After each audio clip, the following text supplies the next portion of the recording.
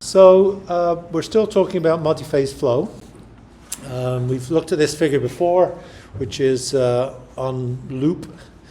It looks at the transport of flow in the subsurface, and we've never really explicitly said anything about the rates at which fluids will move into the place where they get caught by capillary forces, which is what we've talked about to now. So far we've talked about wetting angles on surfaces, which control interfacial behavior.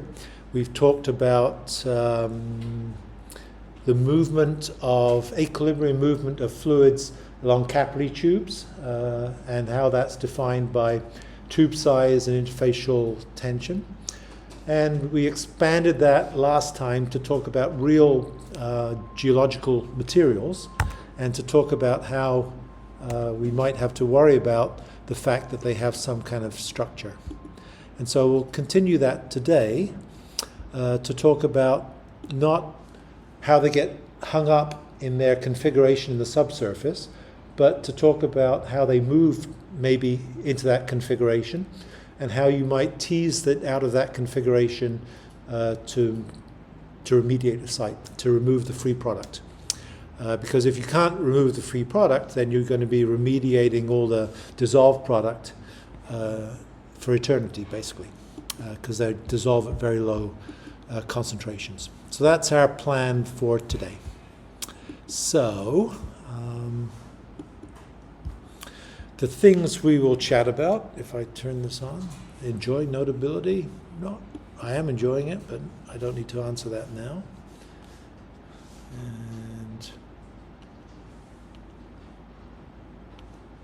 so briefly we'll talk about the things that we've talked about so far, and then we'll talk about applying Darcy's law for multiple fluids. It follows directly from Darcy's law for single fluid, and it revolves around the fact that we need to define something called relative permeabilities.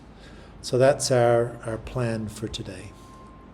And I was going to use this recap, so I won't redraft this, but merely kind of skip through this. You're familiar with all this stuff.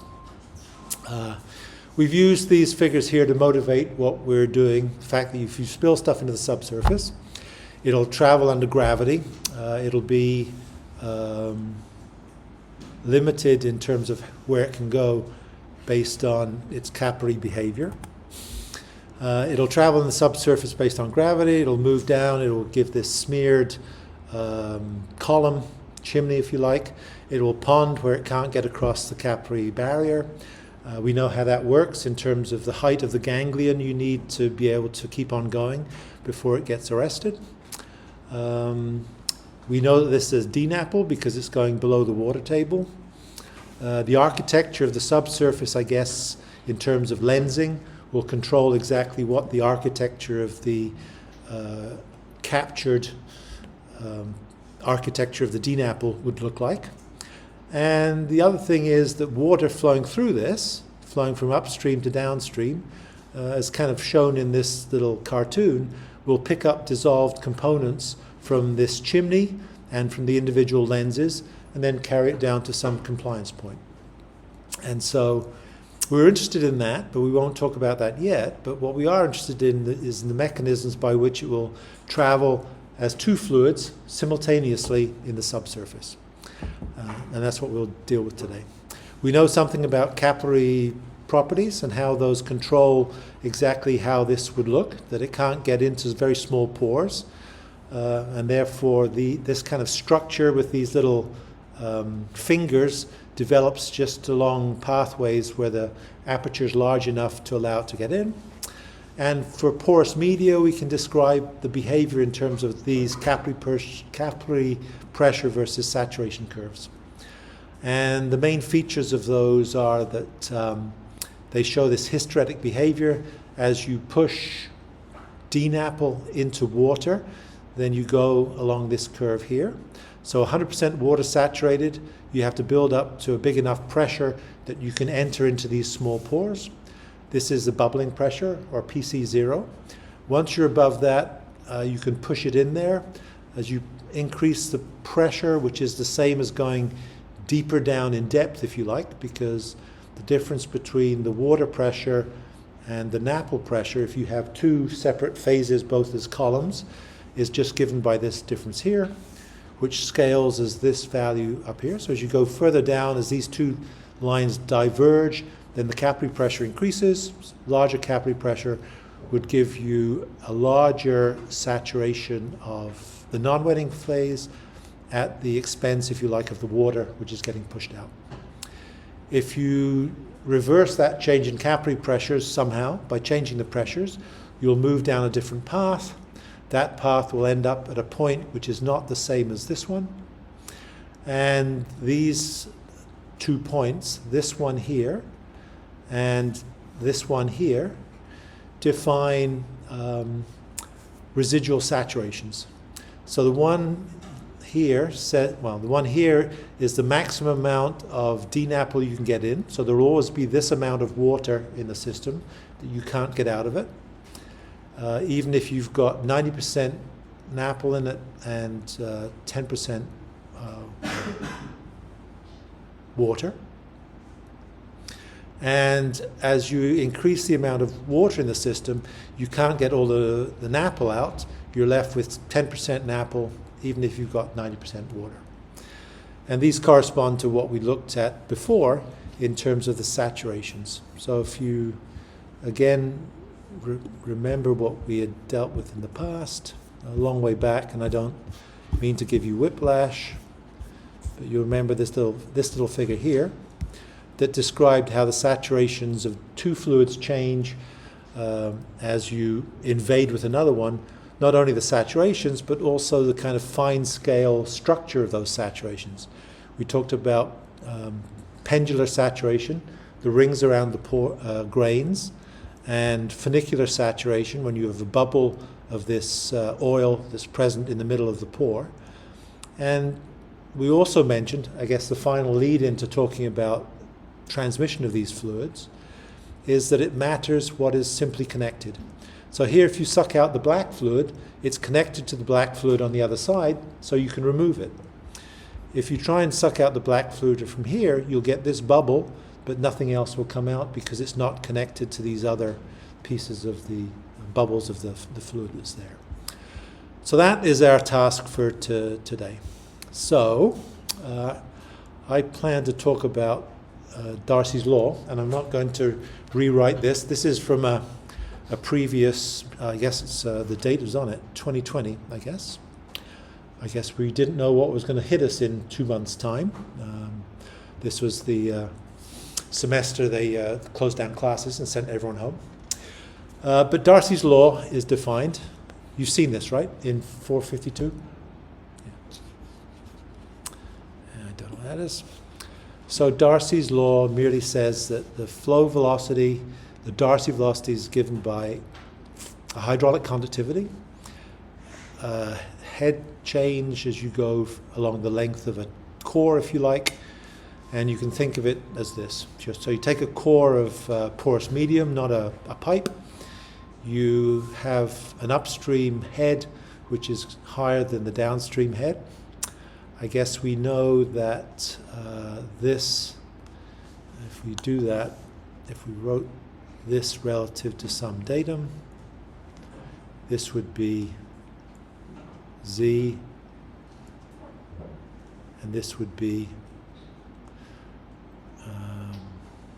P over gamma.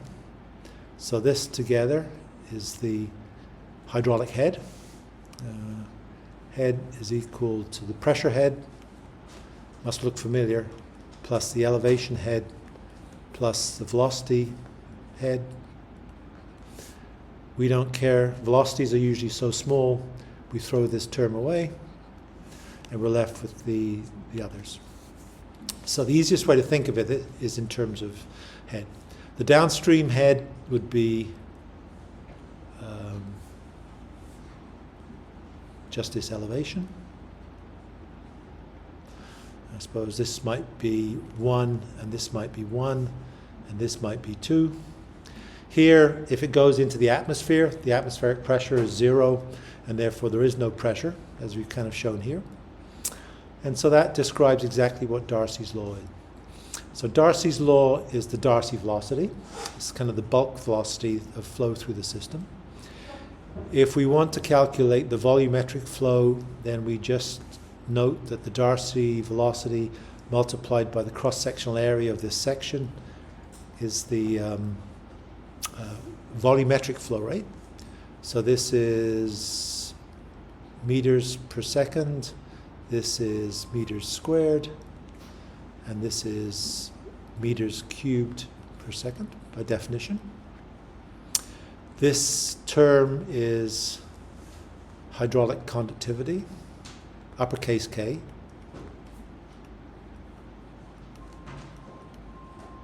Not permeability, which is in units of velocity, meters per second. So meters per second, length over length gives meters per second, etc. And there's a negative sign. Negative sign is because the flow velocity is in the opposite direction from the gradient. Doesn't usually matter to us particularly, but that's the reason for that. And so for a single fluid, I've kind of drawn this out already, I guess. I've drawn it twice.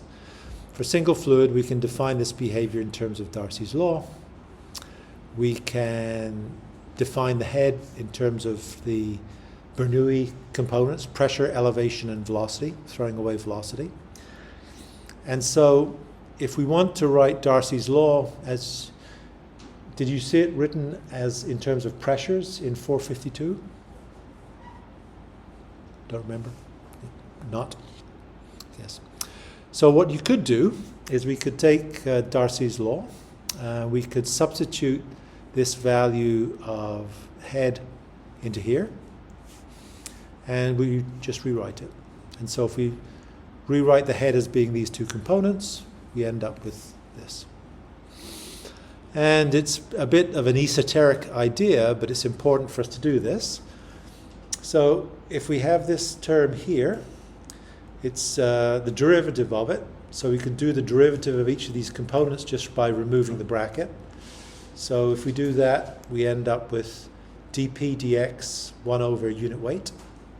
And we end up with dz dx in this term. And so, there's a gum on the chair. My butt's sticking to the chair. So if we look at this, then we can define the Darcy velocity in terms of this term. And it depends how we orient our little tube of sand that water is flowing across. You can do it arbitrarily with an incline, so long as you write this equation in terms of the head as we do it here.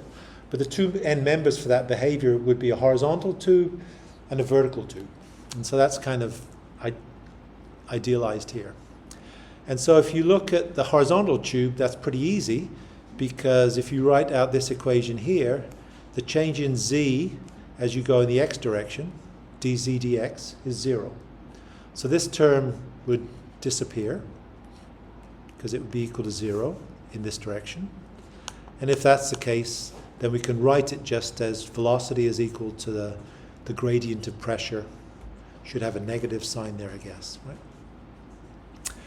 But if you write it in the vertical direction, in other words, the velocity in the z direction, then if you go back to this expression again, this term here is dz, and the flow is in the z direction. So this wouldn't be an x anymore, it'd be a z. And so this term here, well, why don't I get rid of it, would actually be dz dz. And by definition, this term has to be 1. And so if we write this out in a slightly different way, we'd have to include the magnitude of this 1 when we flow in this direction. If we use heads, we don't have to do that. We just use the upstream head and the downstream head. If we do it in terms of pressures, we have to be aware of that.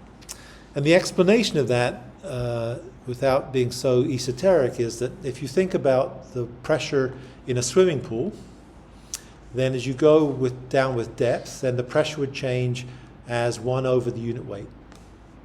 you know that the pressure in a static fluid is equal to unit weight times Z. Actually minus Z, right, as we're going down. And so this would be the pressure change with depth. But this pressure change with depth has a gradient, dP dZ. And we know that if we fill the swimming pool up with sand with the water in it, the water is still static, it's not flowing. And so we have to be able to have a correction term to allow for the fact that a gradient in pressure doesn't actually give us a velocity. So it's just a correction for that. And so if you measure the pressures in a porous medium and you find that the change in pressure with depth is greater than the hydrostatic, then it means that the flow has to be upwards. If the pressure change with depth is less than that, it means that the flow is in the opposite direction. It's downwards.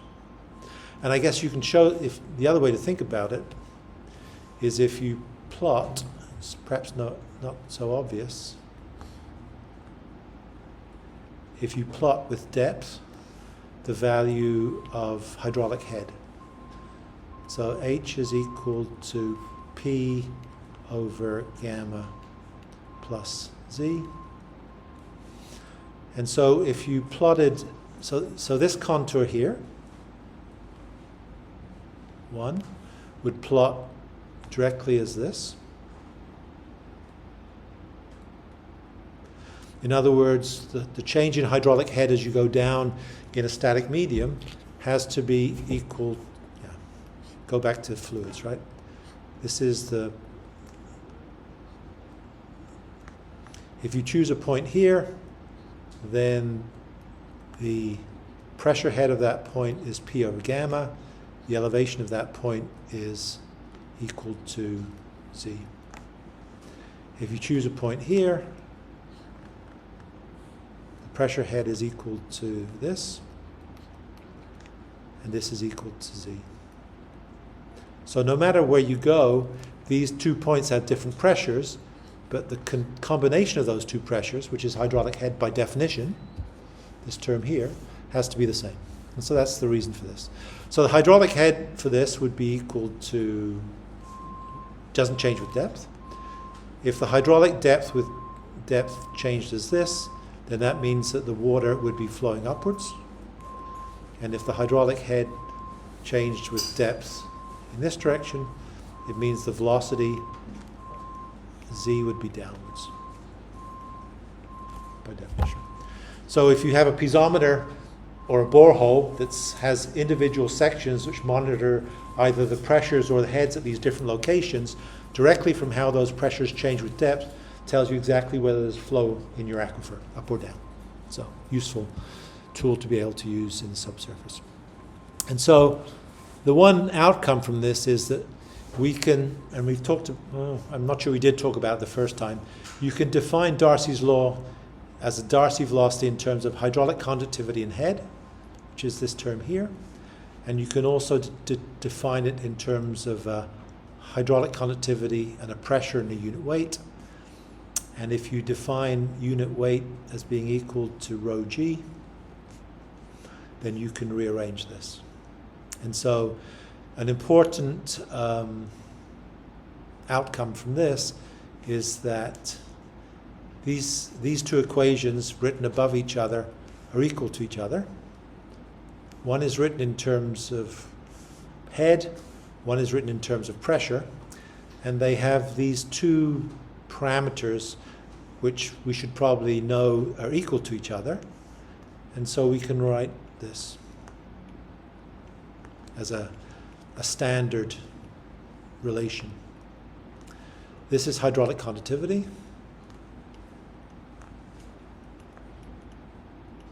And it's in meters per second, as we already said. This is what's called permeability.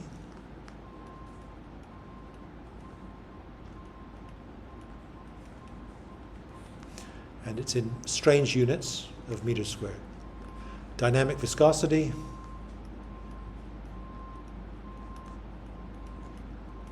Pascal seconds, you know that.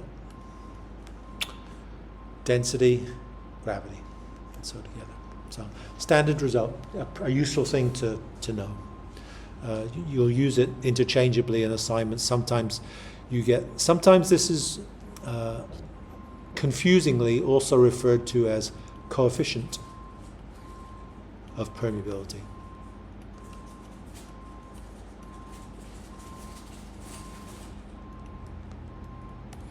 Hopefully you can read my writing. So yeah, permeability, strange units. Actually the units you can think about are proportional to the diameter of the capillary tube. So permeability is approximately proportional to d squared, where this is d, as a rough first order of magnitude. In fact, you can typically write permeability as equal to d squared times porosity. We've used n for porosity over 32. So it's proportional to, not equal to, but this is actually equal to. So you can get this by, actually we used to do this in fluid mechanics. I don't know whether we did it last year when you took it. If you look at flow along a pipe, a capillary tube, with this parabolic distribution, you know that the distribution of flow would be this velocity field as you go along it. You can make that into a uniform average flow velocity, and if you sum that up for all the pore capillary tubes you'd have in a porous medium, you come out with this expression. It's a way of doing it. So sometimes we go through that in class. But anyway, I digress. Darcy's law, written for a single fluid, you can write it in terms of head, in which case defining the upstream head and downstream head absolutely gives you the Darcy velocity. If you define it in terms of pressure, you have to be a bit careful about the orientation of the tube because the self-weight of the fluid has an effect. And so you should be aware of that. And so I didn't want to confuse you, but it's worthwhile noting that. So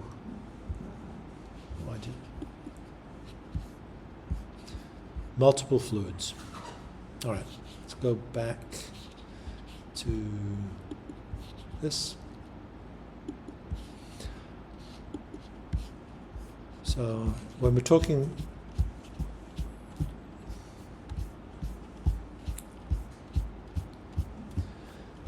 so this is a key figure here.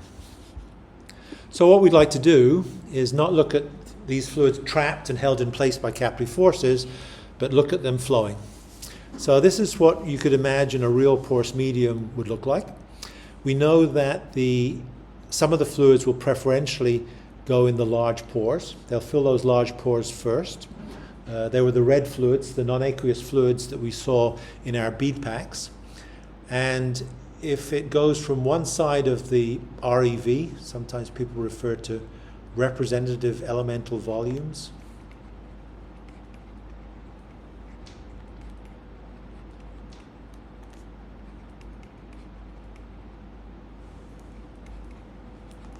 Which just means that if you take a porous medium and you draw a box around a portion of it, that's statistically representative of the rest of the medium. So sometimes if you have a really small REV, it's not really representative because it might have small pores in it and adjacent to it as large pores, but you have a large enough volume that it includes kind of a statistically representative picture of your aquifer's architecture. So here we have the non-wetting fluid taking the big pores. It goes from one side to the other. So if you suck fluid out of the right-hand side of this, you'll get green fluid and red fluid coming out, right? And the reason for that is that both fluids are connected between the left side and the right side. If you wanted to, you could think about kind of centrifuging all the grains in the aquifer to rearrange them so that you had all the big grains here and all the small grains here. And so you divide your aquifer or porous medium up into the stuff that has the red fluid in it and the other stuff with the blue fluid in it. And you could think of this as kind of a steady state that you get to if you change from one configuration to the other. So in this configuration, you start off with an island of the non-wetting fluid, the NAPL. It's not connected from one side to the other. So if you flowed with a red fluid, you'd only get red fluid out of the other side. it wouldn't move this thing because it's held in strongly by capillary forces. If you push a green fluid in it, a non-wetting fluid, so it makes a connection with this, then you could imagine that the saturation would go from this to this case. I suppose you could think about this as being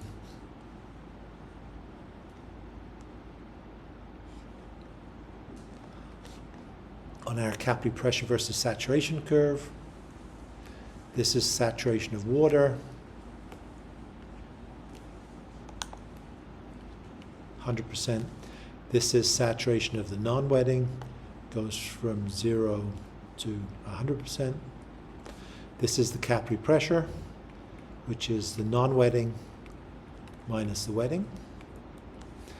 And we know that we have a curve that looks like this. That's not complicated with the hysteretic one. So right now we have a small non-wetting saturation and a big wetting saturation. So I guess we might think that we're here. If we change the saturation of the non-wetting fluid in going from here to here, we'd have to increase the capillary pressure to get this, and then ultimately we'd go to C. So in other words, all we're doing is increasing the capillary pressure to do this, or you can think about pushing more of the non-wetting fluid in. So now both sides are simply connected, so the green fluid will flow and the red fluid will flow. If you keep on adding the non-wetting fluid, then at some stage, if you're removing the wetting fluid, the water, then you do the reverse. You have a connected green fluid before, but the red fluid is not going to flow. So that's kind of the characteristics that we will think about as we go from one to the other to cover these three.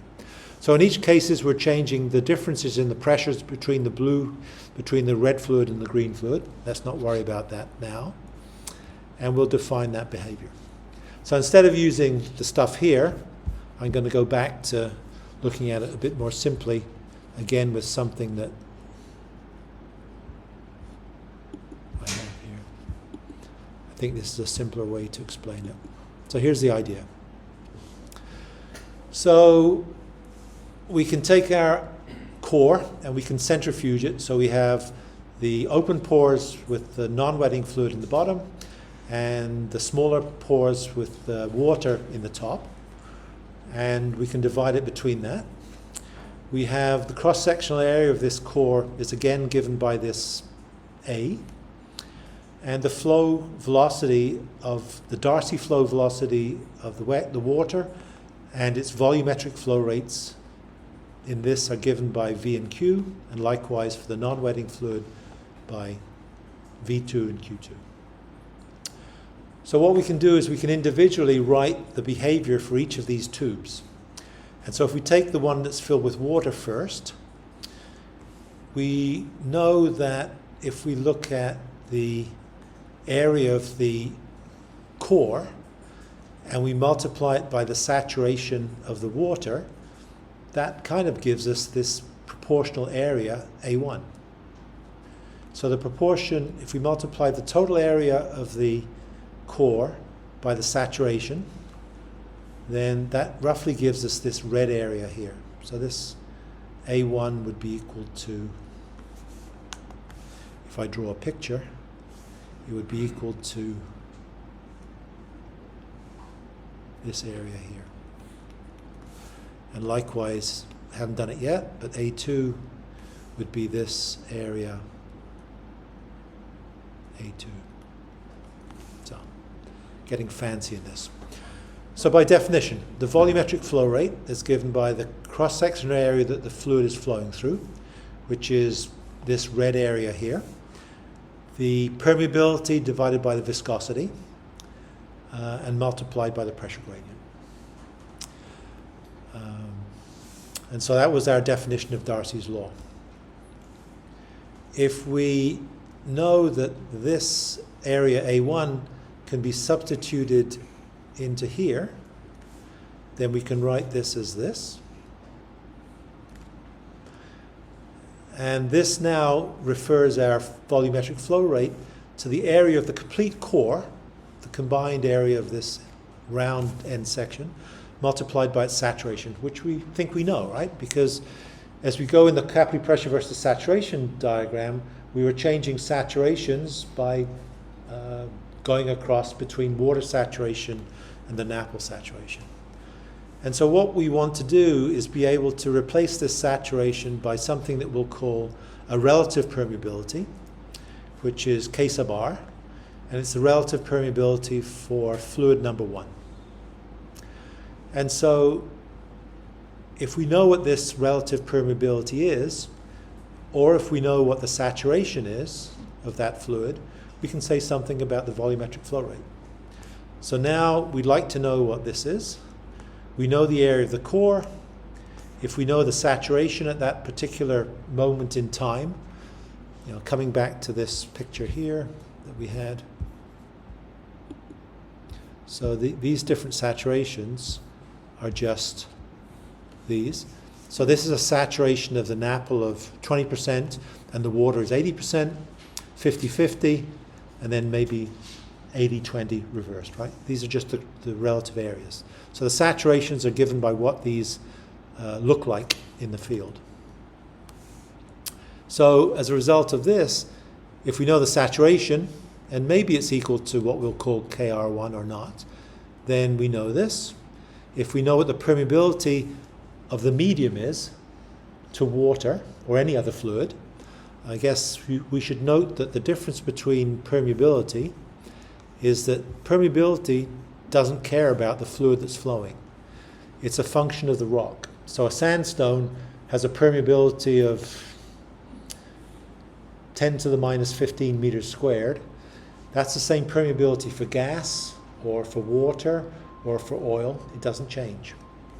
The hydraulic conductivity for a medium for that same sandstone is some magnitude, maybe 10 to the minus 4 meters per second, but it's a different hydraulic conductivity if it was flowing with a gas.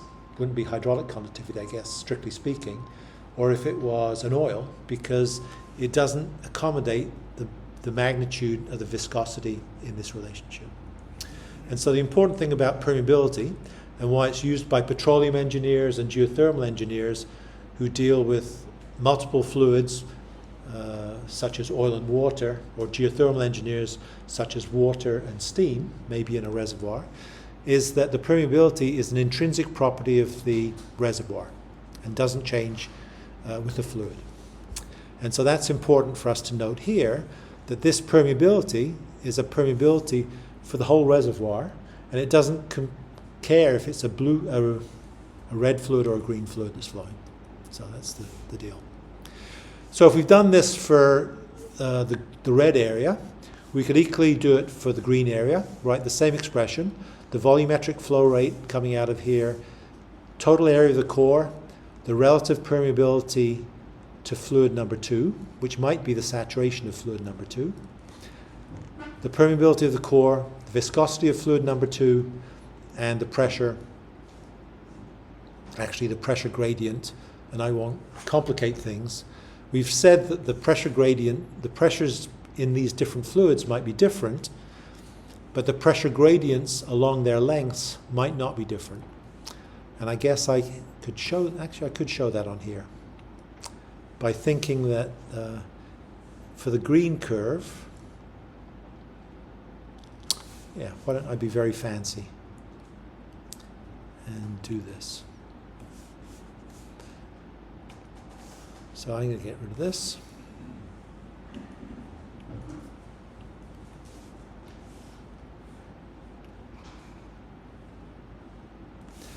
So that could be the pressure gradient for the red fluid.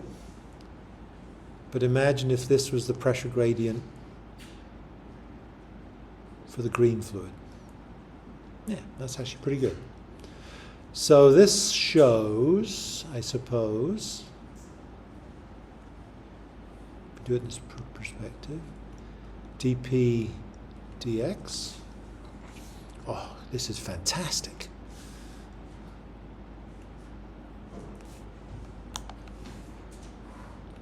It'd be good if I could toggle between these quickly. So this shows that the pressure gradient in each of these fluids is importantly the same, right? They're parallel to each other. But there's an offset in the pressures in these because we know that by capillary behavior, you remember we made the case before that if we look at the behavior in a capillary tube,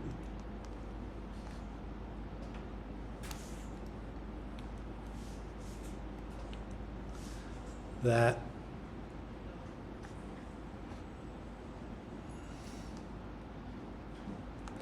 we said that the pressures in these two fluids were different. This would be the pressure, this would be the wetting fluid, PW I guess, and this would be P non-wetting. Wetting fluid because this is a glass capillary and glass is water wet, and so that's the height rise, and the non-wetting fluid would be the air outside it. And the difference in pressure is given by the curvature of this thing. The tighter the radius of curvature, the larger the pressure difference. And that's exactly what this little elevated green amount is here. This is the difference in pressure between, at this point here, the red pressure is this amount, the green pressure is this amount. So they're slightly different. And so then I guess I could write this, that this is the pressure in fluid 1, and this is the pressure in fluid 2, but the gradients of these pressures are the same. The differences are due to capillarity. So that's the Darcy's law written for two fluids. So we have two equations that we're interested in. Flow in fluid 1, flow in the core that's saturated by fluid 1, flow in the core that's saturated by fluid 2. If we think that the saturation is equal to this relative permeability, then we could draw a diagram that looks like this. And this is a key diagram for today. If you understand this, you understand everything about simultaneous flow in two medium. So this is our saturation of water, and this is our saturation of the non-wetting fluid. By definition, if this is our expression here that has this value defined as the saturation of fluid 1, in other words this red area, then as you change the red area and the green area, by definition, if you start off fully water saturated, fully NAPL saturated, 100% water saturated, 0% NAPL saturated, you're at this point. And you'd be on this green curve. If you increase the amount of water in here, then the saturation of water increases until you're 100% water saturated at this point. You're 0% NAPL saturated. So this would be no green on this at all, and 100% water. And so this point on the curve, the water saturation would be this curve, and the non-wetting saturation would be this. 100% water, 0% non-wetting.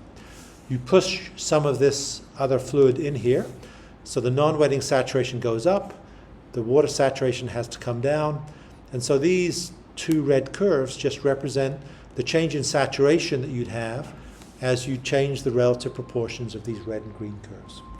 In other words, as you change from going from this to this. When you have 0 green, you have 100% red. When you have 100% green, you have 0% red. And so on the diagram that we just drew, you actually track across these. That's all this. So you have this X plot for the saturations of these as a function of the saturations. So that doesn't tell you anything. But what it does tell you is that we think that we can define our relative cross-sectional areas as a function of saturation, and we're going to ultimately replace this saturation with what we'll call relative permeability. So what we could do is we could run an experiment where we flowed two different fluids through the system, and we could measure the actual amounts of these two different fluids that came out, and we could use that to find out whether this relative permeability term actually is the saturation. And so we could assume that this is what the relative permeability curve would look like for these two fluids, where Kr for the wetting fluid, fluid 1 would be this, and Kr for the non-wetting fluid would be this one. These would be linked. But we don't have to do it. And the reason that we don't have to do it is because this might not be true. This is an assumption. So if we do the actual experiment to run two fluids through the system and to measure their flow rates, we find out that the relative permeability curves don't look so much like this, but they look a bit more like this. Perhaps that's, actually I'm going to draw it there.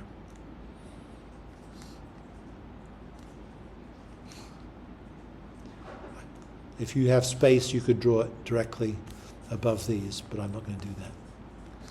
And the reason for doing that is that on this curve, what we've said is that, I'm just replicating this curve here, and this is saturation versus saturation of water, 0 to 100%, saturation of the non-wetting, 0 to 100%. This is what we had. But we know from our capillary pressure versus saturation curves that this area here is kind of these areas are kind of no-go areas, right? The reason for this hysteresis is that we can't fully saturate the core, we can't get all the water out of it because we can't get 100% NAPL into it, so we're left with this residual saturation of water, and we refer to this value as the irreducible saturation of the wetting fluid. This is the amount of water that's left in it, this proportion here. And we could think about this. The reason for this is that what's happening is that you could imagine that there's not a continuous phase from one side to the other. We've got an island that's isolated. And when this island is isolated, this presumably can't flow, and so the permeability to this has to be 0. And so if we go back to what we think the curve might look like, is we would think that the green curve might look more like this. Bless you. And this. And the red curve, for the same reason, might look more like this. And this, and this, right? And so I don't know if I can make it a bit more obvious by taking out these other x curves. So all we've done to change it is change the x over a little bit. And this is really just saying that in this region here, when we're pushing water in to displace, when we're pushing the NAPL in to displace the water, then there is no continuous phase of NAPL from one side of the core to the other.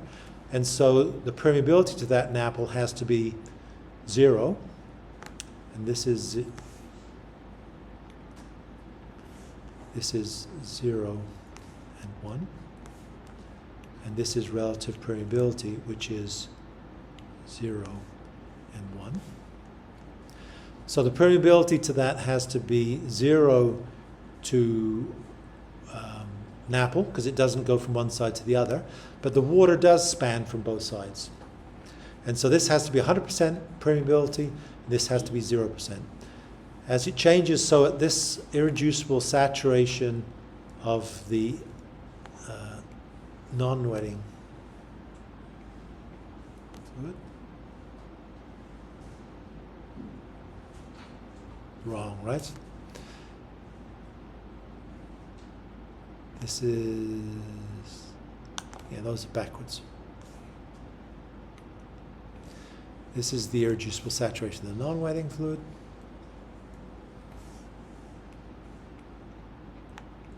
And this is the irreducible saturation of the wetting fluid. So as we go down here, this is the amount of oil that we can't get out of our reservoir. And so the permeability in the non-wetting fluid, the oil, has to be 0 because it's not connected from one side to the other. And the permeability to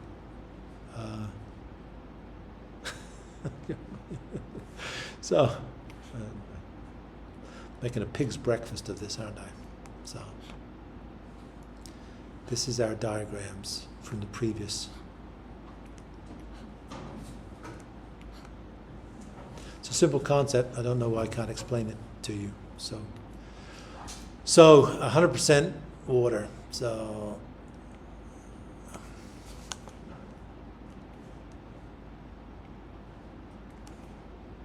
easiest to do it with this.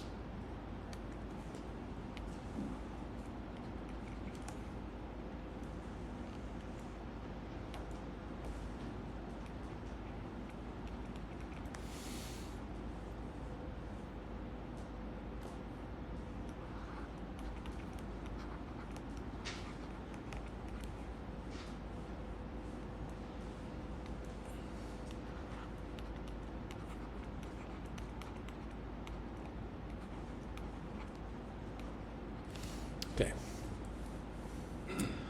So this is the, so you push an apple into it. You start off with 100% water saturated. So the permeability in this region, the water can get all the way across here.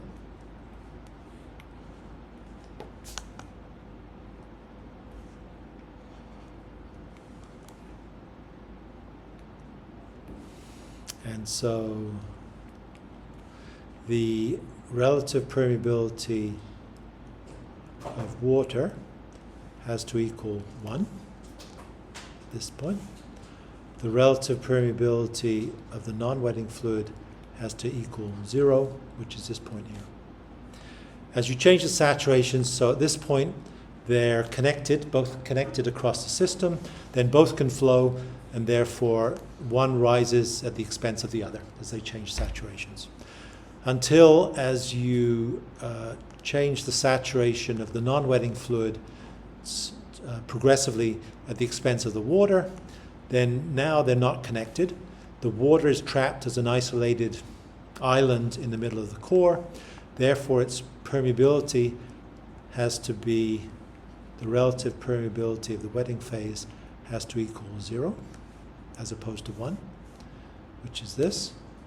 And the relative permeability of the non-wetting phase has to equal 1 because there is no water in it. This red dot has to disappear to nothing. And so there's nothing that's impeding the flow of water across the system, so it should be 100% the relative permeability of water. And so the former X plot, when it went from corner to corner, that we have here, is how the saturations will change. But the relative permeabilities will be this X plot, which is excluded in these portions because they're not really accessible to the saturation. Because of the capillary pressure curve, we can't really get into these regions, which are kind of no-go areas that we can't get access to. So I'm not sure I explained that greatly, but that's the deal. And so if you look at real magnitudes of these relative permeability curves, what do I have coming down here? Then what we can do is we can stack them on top of each other. So this curve on the right-hand side is a key concept. So this is the capillary pressure curve that we described last time. If you increase the capillary pressures, you get progressively a change in saturation.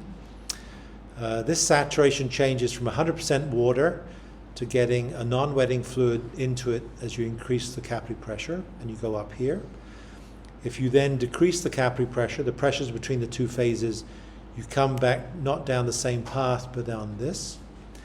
And these two trajectories define this irreducible saturation of the non-wetting phase, which is this small amount here, and the irreducible saturation of the wetting phase, which is this small amount here. They're the amounts of smear, if you like, that's left in the porous medium.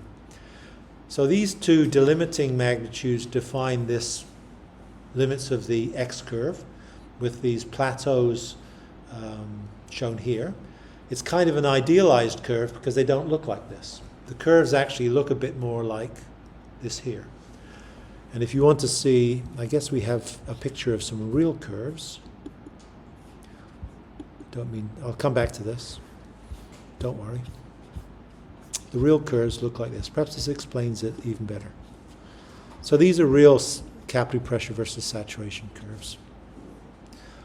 We messed around with this before to draw these. I'm going to remove this once I've drawn it. So these were the idealized X curves that we had. They're excluded in these areas outside the irreducible saturations, which are these SW0 and SNW0 magnitudes. So that was our pretend curve. But the real curves look like this. They kind of look like that, right? It's a bit of an X curve, but not quite.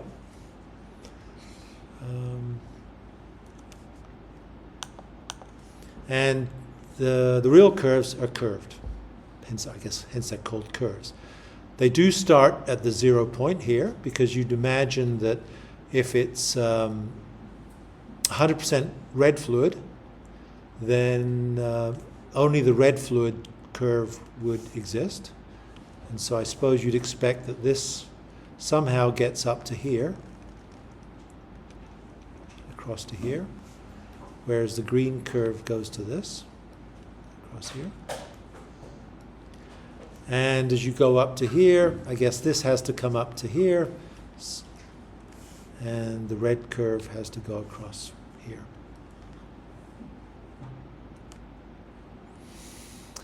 And so you notice that they go between 1 and 0. You know that they're defined that this is the relative permeability of the wetting fluid, in other words, water, in this particular case. So you start off with 100% water, so the relative permeability to water would be 100%. The relative permeability to the invading non-wetting fluid would be 0%. And so the green curve here is this. Non-wetting, which is this. And they have some behavior if you add these two curves together. So in other words, if you take a single location, such as this, and you draw the height of the red curve, which is this, and you draw the height of the green curve, which is this, and you add them together, you get this. This locus is just the sum of these two curves. This curve is equal to 0 here, so the sum of the two curves is just the height of the red curve. The red curve is equal to 0 here, so the sum of the two curves is equal just to the green curve. So that's all this is. But I guess this curve here, the sum of these two curves is shown just to make the case that when you add them together, you don't get 1. You certainly get a saturation of 1 if you added the two saturations, but not the relative permeabilities. The other point here is that the curve for the non-wetting fluid, the relative permeability is higher than the relative permeability of water, the wetting fluid. And the reason for that is that the non-wetting fluid preferentially occupies the big pores. And so our demonstration of that is kind of this figure here. We know that on this curve here, the non-wetting fluid, the red fluid, preferentially occupies the big fluid, big pores. That's why you have these little ganglia going down here. So that if you imagine fluid flowing between the upstream and downstream of this blue block, you'd expect the water to be flowing, which is the clear blue fluid that saturates the bead pack. And also the red fluid would be flowing from one side to the other. They'd both be flowing because they're connected from one side to the other. But by definition, the red fluid, the non-wetting fluid, has occupied the big pores, which is the reason why you have this little finger that goes ahead. So the manifestation of that, if you like, in the relative permeability curves is that, I guess there's this, is that this magnitude here, because it's occupied the big pores preferentially and the red fluid is in the little pores, the big pores have a larger diameter, so the capillary tube, the pipes will have a larger capacitance to flow fluid. And from the equation that we mentioned before, we said that we can show that permeability is equal to the diameter of the capillaries, the porosity over 32, has the right units, length squared, porosity has no units. So this would be in meters squared. If it occupies the big capillaries with the green fluid, then the permeability will be larger, and so the relative permeability also will turn out to be larger because it's just scaling the amount of flow that goes across the core.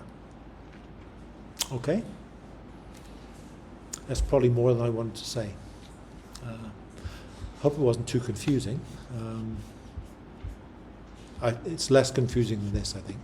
So to summarize, this last figure is the important figure for today. It merely says really that if we take Darcy's law, we can write it for multiple fluids just by moving the fluids into separate parts of the reservoir and look at the individual flow in those parts of the reservoir independently. We can define that flow in terms of the relative cross-sectional area of flow that those fluids occupy.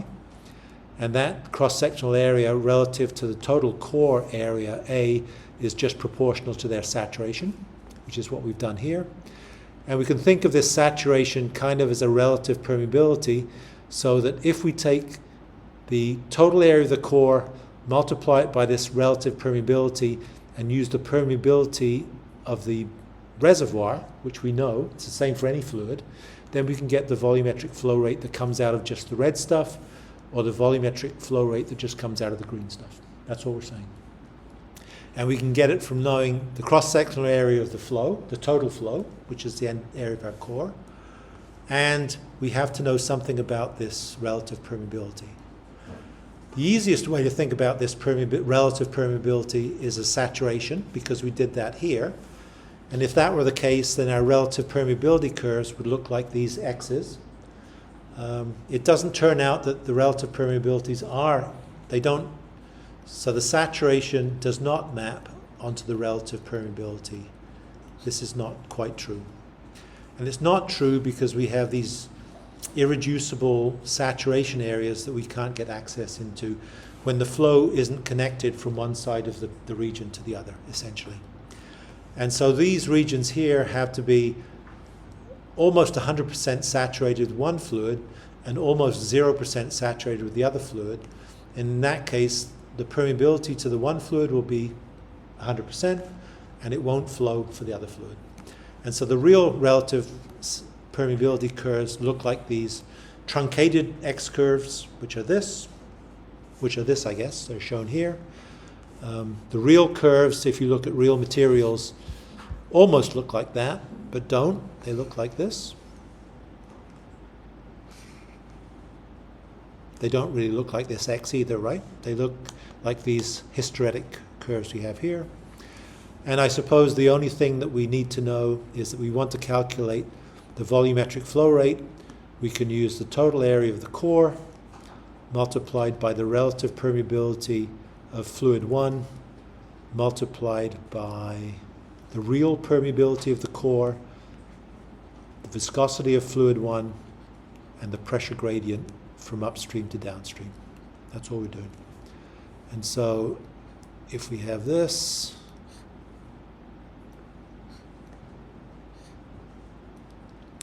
this is the area of the core, which has both fluids in it.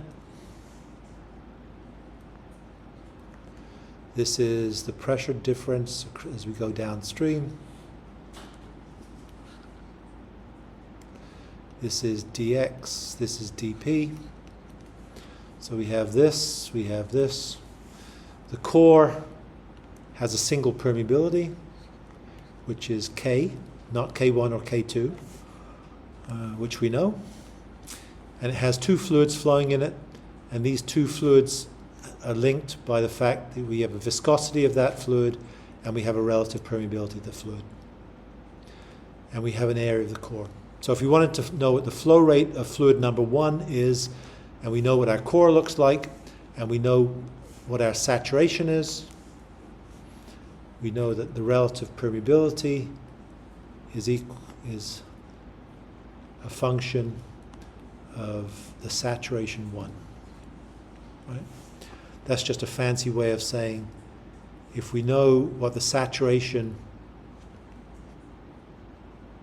of fluid number 1 is, what was our fluid number 1? The green or the, I can't remember. I guess it doesn't matter.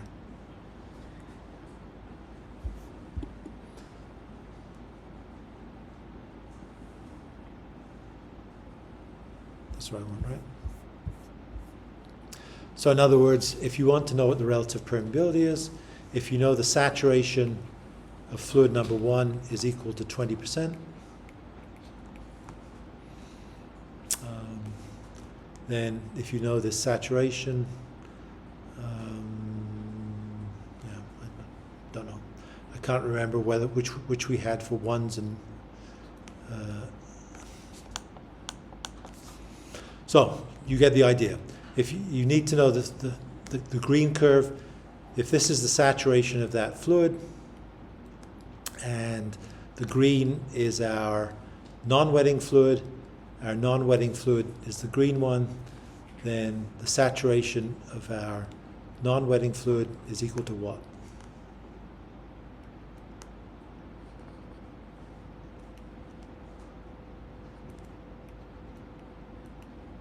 This would be 0%, so it's 40%, maybe it's 40%. If the saturation of our non-wetting fluid is equal to 40%, then the relative permeability of the non-wetting fluid is this amount here, which is equal to 0.5, I know, 0.1.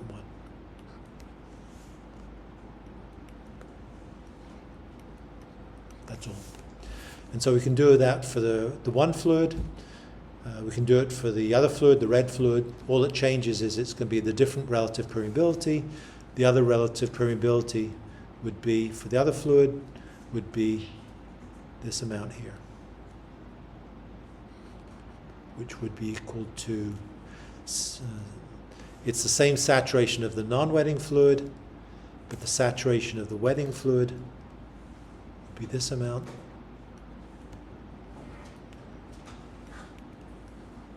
Has to be 0.6, right, because of this.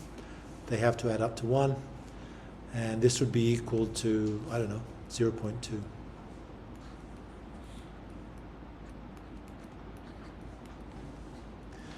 And so from this, the volumetric flow rate would be equal to the same cross-sectional area, the relative permeability of fluid number, the wetting fluid, multiplied by the real permeability divided by the viscosity of the wetting fluid and the pressure drop along the length. So again, I know I switched between 1 and W, so this would be non-wetting and this would be non-wetting. So that's all. So the important thing to come today is we have these two equations, and they describe the flow of multiple fluids in the system. And this.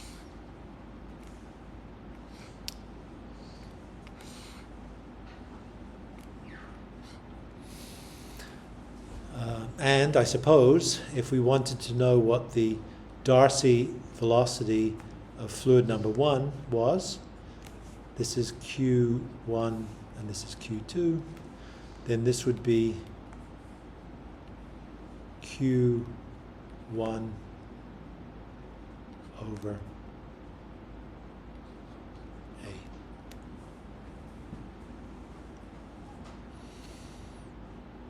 Yeah, so this would be the magnitude.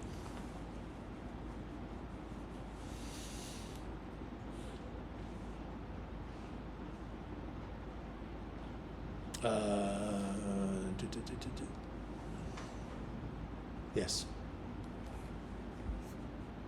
So, that's it. Confused? Not my best explanation, perhaps. So, but anyway. So, the deal is that we can define the motion of two fluids on their own. And so perhaps we'll revisit this next time just to make sure we understand it. It's a key concept. It allows us to be able to look at the flow of fluids in the subsurface. Okay.